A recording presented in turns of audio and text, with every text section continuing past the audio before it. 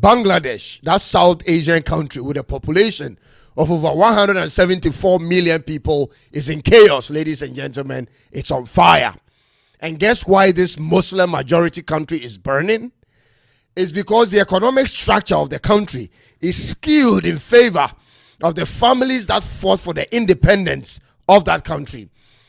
In 1971, they fought Pakistan for their independence, and as a result, 30% of all jobs, especially the high-end, lofty, and well-paid government jobs, were reserved for their veteran families who fought in that war till this day.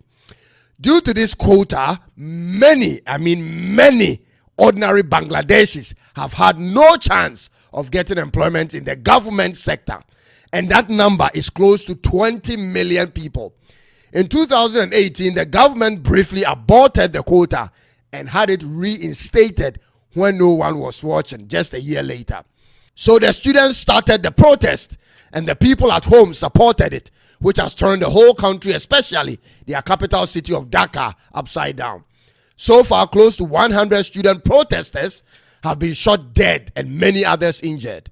They demand the resignation of their prime minister, who has held that position for close to 15 years, ladies and gentlemen, and the removal of that quota.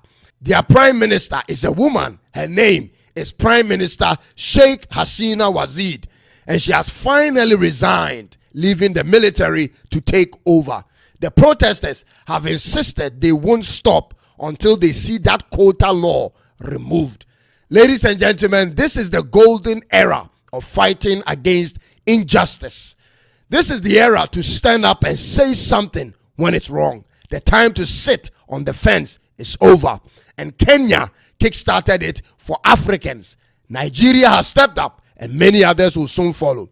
Which countries will be next in Africa? Because I promise you this, ladies and gentlemen, when you refuse to do what you ought to do when the time is ripe, you will regret it the day when the perpetration of that evil is brought to your own doorstep, and there will be no one to stand for you. Viva Bangladesh! Viva Africa!